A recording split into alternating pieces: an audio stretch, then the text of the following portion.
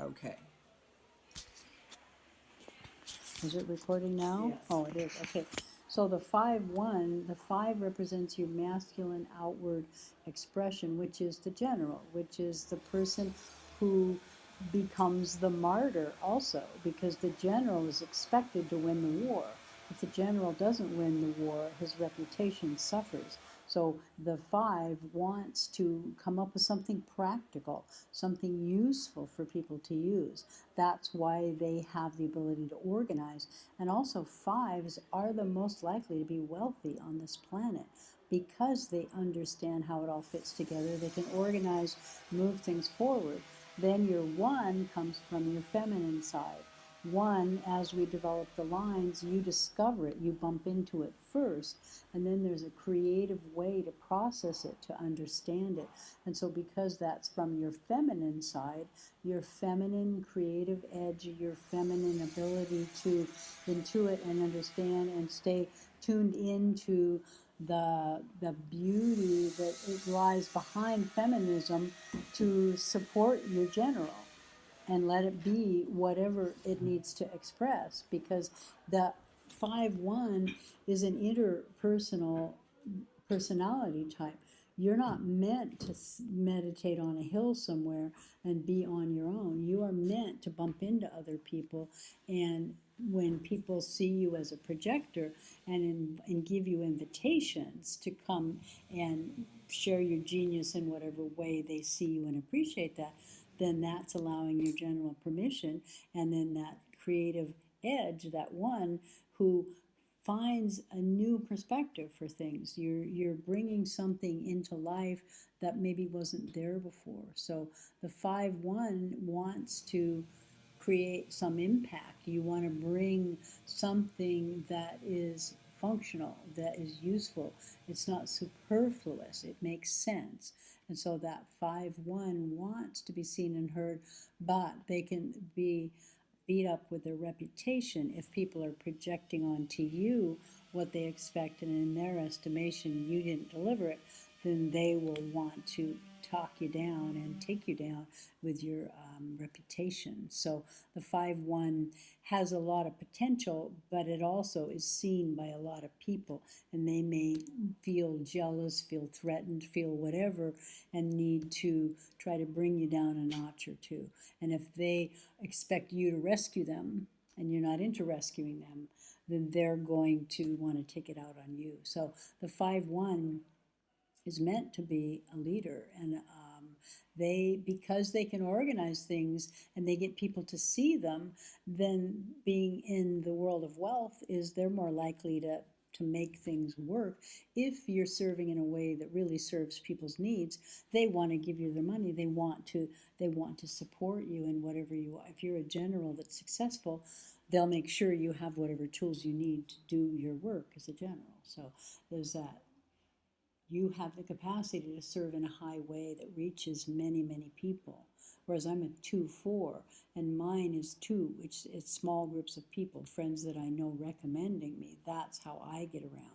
But you're meant to have a bigger stage. Why did I people read can in look the at you. Gene Keys or something that my type was really more one-on-one? Well, that's the projector. That's the projector one-on-one. As a projector, because you go into an energy field, you read it, and you come back. But as a projector, you may be reading an energy field for a group of people, like young adults really like this kind of thing. And so your innovative edge can organize something that can have meaning to them. So when you put all of those pieces together, your 5-1 personality, you're meant to influence larger numbers of people, and to find the joy in that. Somebody's got to do it. Why not you? And a lot of, I think, our society, we have fear of being the leader, being the person in charge, manipulating other people. Look at our leaders and our politicians and all that. They're like generals organizing the population, but they don't have integrity. So you're 5-1, you want to stand in the beauty and the creative edge of what is actually needed in the moment, because you, as a projector, a 5 wants to be providing something practical it has to be of use to people, or what's the use? So that 5-1 really wants to bring the message of beauty and harmony to a large group of people and organize it in a way that it can be seen and appreciated.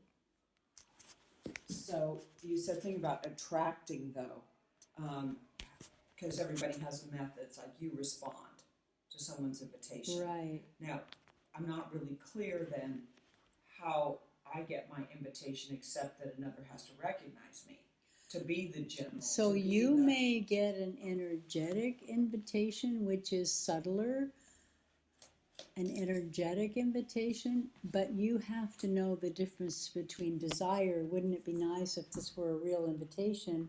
You're making it up, you're projecting it on other people yourself. So you have to be utterly scrupulous about that. It's not, I don't think human design talks about that. Your invitation needs to be from for marriage, for business, for big decisions in your life. Someone has to invite you energetically to be involved, and you have to, because you read people's energy, you'll know, is that a good fit for me or not? So the ability to wait for the invitation, you may energetically be invited. Our society has a lot of ills and a lot of problems. You may feel energetically invited to provide some relief by giving programs or this or that to a certain group of people, whatever. That may be an energetic invitation, but you've got to be scrupulous in your understanding if that's being fed by your ego, your desire to be seen and appreciated, and is it really you going through the uncomfortable feeling of, yeah, but that's going to be a lot of work, and my reputation, people will criticize me and blah, blah, blah. Is it yours to do?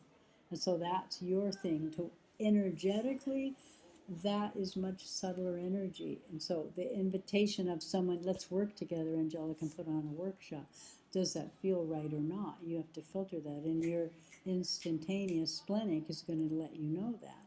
So have you understood your splenic enough to know when it's online and when it's faking you out because your ego is anxious and it's pretending to be the splenic or something? So it's very subtle balance, but the 5-1 is meant to get out there and kick some butt and be seen, and that one feeds the creative genius, that new edge of a new spark of a new way of making sense out of all the stuff that's gone before. And the right invitation could be energetic, but you have to be clear about when you're projecting from your wounded self and when you're being a channel to stand in the courage of, I don't know that this is mine to do or not. I have to find out if it's mine to do. So that's to me, I've been working on what is mine to do. Yeah, but if I have a splenic response, why wouldn't I know immediately? Well, that's why I say you have to be very careful about your filtering, because do you know, or is it your desire that it have that outcome? If it's ego, or so if it's ego or mind, if it's or unfinished business from your ego plane, then it's going to want to tweak it. But if you can easily walk away and stand in that all conditions are neutral. And if I'm feeling a rise in me, then it's not neutral, and I'm not coming from that purity of ability to be the channel and let my splenic inform me. It wants to save us of grief, our authority. It wants to save us a lot of suffering. But if we don't learn to understand, my belly tells me walk away from this marriage. My belly tells me this isn't right. I've learned to listen to it. And at first I was confused, but it's often telling me something. An authority is telling you something that isn't going with what's easy and it's the one that can be uncomfortable. It can be uncomfortable, it can be growth inducing, and it can be the last thing you'd actually choose from your conscious mind, because you make your pro and con list, and that's got so many cons. Why would I choose that? Because it's the right thing to do energetically in the long run. But we can't know until we get our hands dirty, and then we go, oh yeah, I should have listened when it first came. So I think my confusion in life has been knowing that my passion, what I'm good at, what comes through me, is creating beauty. on a hand, home, gardens, furnishings, whatever it is, walls, and yet, so that it almost seems like there's this war. It's kind of like when Drupada told me about my Vedic astrology chart, where I had the Libra and then I had exalted Saturn. And it's like, but he said, then you're ruled by Venus and the moon. So you have this exalted Saturn that goes, I want to rule the world, which sounds like the 5. And the Venus was going, can't we just make it beautiful? So it explained my life, because I would go on the political edge of things and go to meetings, make changes. People thought they didn't know what side I was on, Republican, Democrat, this, that. They didn't know, because what it was fair for all. So I would come out of a meeting and people go, oh, I didn't know you were Republican, or I didn't know you were Democrat, I didn't know. It's like, I'm not. I'm none of those things. I'm what's fair for everyone. Right, just looking for what's right for everyone. Yeah. And so then I've got the other side of the beauty, and I think this is where my conflict in life has come. Like, am I going out as a teacher, or can I go out through as creating beauty as a teacher, like doing the sacred space energy, where people, if they understand that when they shift the energy in their home, that it actually shifts them on an entire level of their being, you know. So it's Right. internal work and external. We'll let him go back. We'll continue this discussion if you're interested. And this is Sophia speaking to me on 5/1s. So if I'm a projector, but this has to do with 5/1. So if you are that in human design, or just interested in the conversation, because perhaps you'd like a reading with Sophia, who's in Lucca, Italy, and the inner wall, as you can hear, where even though she's 60 steps up in this beautiful old building overlooking where Napoleon's sister resided, it's very noisy. These sirens go down these narrow streets, just echoing off the walls. And it is so bizarre that they think they have to be so loud. Like, you can't hear them a mile away. There is absolutely no reason. It's so bizarre to me. I guess it's the Italian drama. I don't know. But anyway, we'll just continue this in part 2.